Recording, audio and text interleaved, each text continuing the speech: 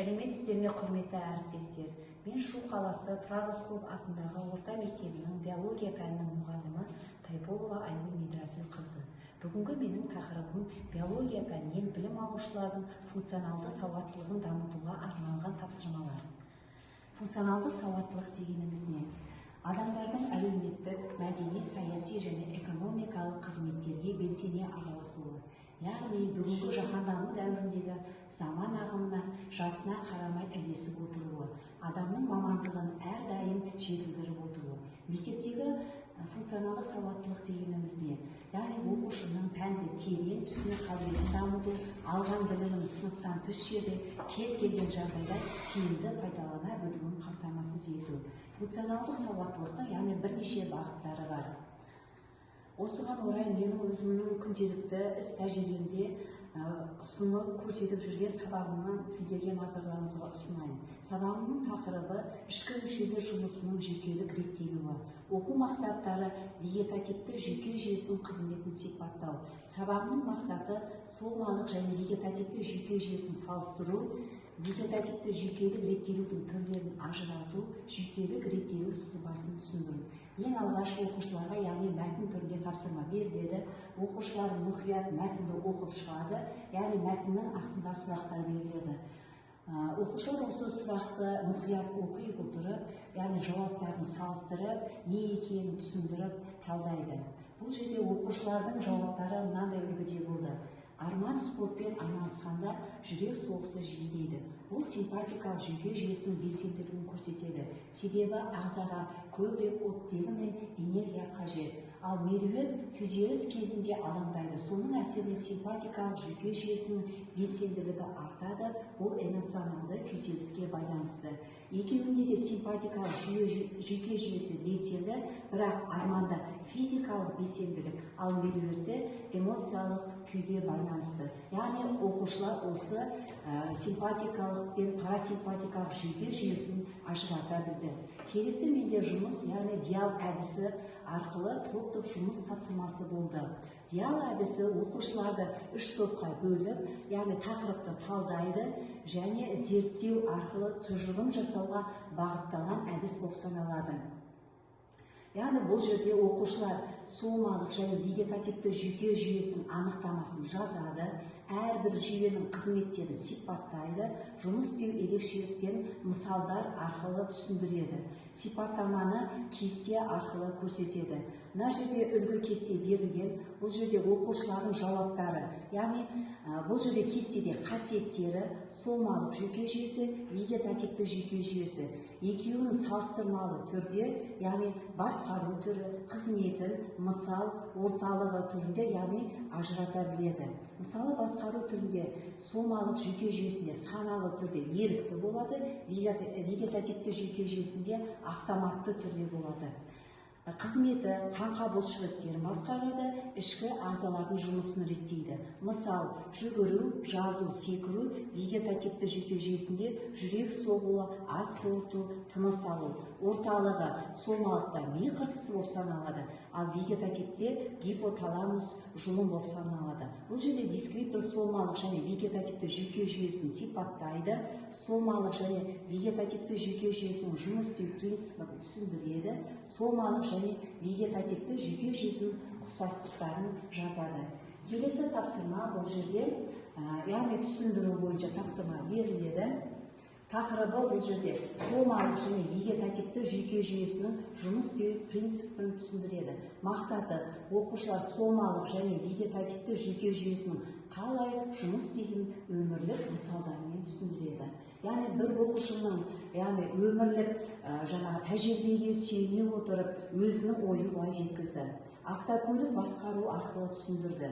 Сомалық жүйке жүйесі қолмен басқарылатын автокөлік сияқты жүргізуші педальды басу, рөлді бұру арқылы қимылды саналы түрде реттейді. Ал вегетативті жүйке жүйесі автокөліктің автоматты жүйелері сияқты, мысалы температураны реттейтін кондиционер отын беру жүйесі. Яғни бұл процестер жүргізушінің қатысуынсыз жүреді деп өз ойын нақты түсіндіріп берді. Келесі тапсырма бұл жерде сомалық және вегетативті жүйке жүйесін талдау және өз ара байланысын анықтайды. Мақсаты оқушылар сомалық және вегетативті жүйке жүйесін жан-жақты талдап, олардың адам ағзасындағы рөлін түсініп, қорытынды жасайды. Яғни 3 топқа да тапсырма беріледі. Тапсырмада свод талдау жасайды. Яғни күшті жақтары, әлсіз жақтары, мүмкіндіктері, қауіптері деп кестеге түсіреді. Бұл жерде дескриптор сомалық және вегетативті жүйке жүйесін талдайды және олардың өзара байланысын анықтайды. Келесі тапсырма қорытынды. Яғни сұрақ беріледі. Егер ағзада осы жүйелердің бірі істемей қалса, не болар еді деген сұраққа оқушылар өз ойларымен былай жауап береді. Екі жүйе бір-бірімен тығыз байланысты, вегетативті жүйке ағзаның ішкі тепе-теңдігін сақтап, сомалық жүйенің дұрыс жұмыс істеуіне мүмкіндік береді. Егер сомалық жүйе дұрыс жұмыс істемесе, адамның қозғалысы, әрекеттері шектеледі. Келесі, вегетативті жүйке жүйесі бұзылса, адамдар қан қысымы көтеріледі, жүрек соғысы, тыныс алу секілді өмірлік маңызды процестерге қауіпті төнеді деп оқушылар өз ойымен жауап берді. Келесі тапсырма таск әдісі арқылы, яғни бұл жерде оқушылар вегетативті жүйкелік реттелудің түрлерін ажырату бойынша жұптық жұмыс жасады. Мақсаты оқушылар вегетативті жүйке жүйесінің симпатикалық және парасимпатикалық бөлімдерінің қызметін ажыратып, олардың ағзадағы рөлін түсінеді. Берілген кестеге сәйкес сипаттамаларды симпатикалық және парасимпатикалық жүйке жүйесіне сәйкестендіріп орындайды.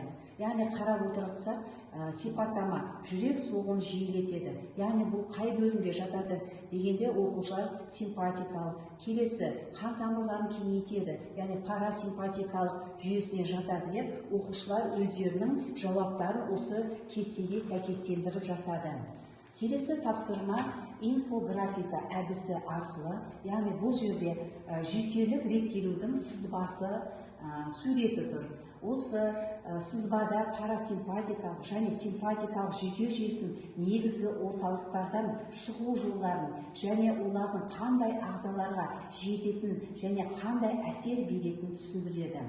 Дескриптор симпатикалық реттелу сызбасын түсіндіреді, парасимпатикалық реттелу сызбасын түсіндіреді. Яғни бұл жерде оқушылар осы суретке қарап, жүйкелік реттелу сызбасын түсіндіреді. Келесі, яғни бұл жерде 7-ші сынып оқушыларына білім сапасының пайыздық көрсеткішін салыстыратын болсақ, 1-ші тоқсанда 67%, 2-ші тоқсанда 68%, 3-ші тоқсанда 70% көрсетіп отыр. Яғни оқу жылының басынан бастап білім сапасын арттыруға бағытталған нақты қадамдар жүзеге асырылды. Яғни жаңағы мониторингте көргендей, яғни оқушылардың білім деңгейінде оң өзгерістердің бар екенін дәлелдейді. Білім сапасының артуына бірден-бір себеп функционалдық сауаттылыққа бағытталған тапсырмалардың сабақта жүйелі түрде қолданылуы. Бұл әдістер арқылы оқушылардың логикалық ойлау қабілетін, мәтінмен жұмыс жасау дағдыларын және өз бетімен шешім қабылдау қабілетін дамытуға зор ықпал етті. Сонымен қатар сараланған тапсырмалар мен тиімді оқыту стратегиялары қолданылды. Бұл барлық оқушының қабілетіне қарай дамуына мүмкіндік беріп, білім сапасын арттыруда маңызды рөл атқарды.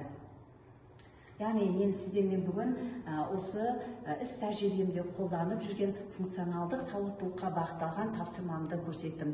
Назар қойып тыңдағандарыңызға рахмет.